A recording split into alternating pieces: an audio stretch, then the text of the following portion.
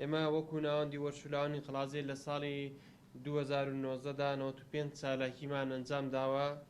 کە چالاکیەکانیشمان لە 4 بواری جیاواز بووە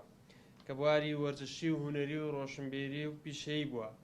ئێمە لە بواری وەرزشی 50 چالاکیمان ئەنجام داوە، لە بواری هونەری 12 چالاکیمان ئەنجام داوە، لە بواری پیشەیی 13 چالاکیمان ئەنجام داوە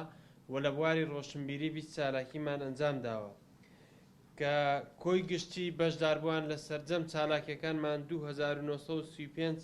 گەنج بەشداری کردووە لە چالاکیەکانماندا و ڕەگەزی مێ 585 کەس بووە گەنج بووە لە بەشداریکردنی چالاکیەکانمان و ڕەگەزی نێر 2350 گەنج بووە لە چالاکیەکانماندا.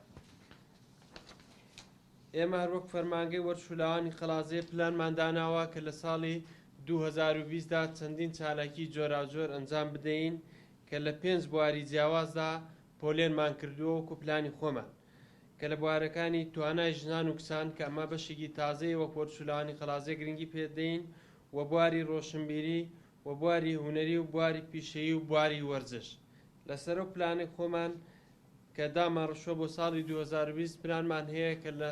ساڵی ئەم ساڵەوە بتوانین زیاتر کار و چالاکی ئەنجام بدەین و بەپێ ئەو ئیمکانیاتی خۆشمان کە لە بەردەستمان دەبێت، چونکە ساڵانی ڕابردوو ئیمکاناتێکی ئۆتۆمان لە بەردەستانە بوو ئەوەی هەبوو وجودەکان وجودی شخصی بووە. بۆیە ئێمە بۆ ئەم جارەیان پلانمان هەیە کە بتوانین زۆرترین کار و چالاکی ئەنجام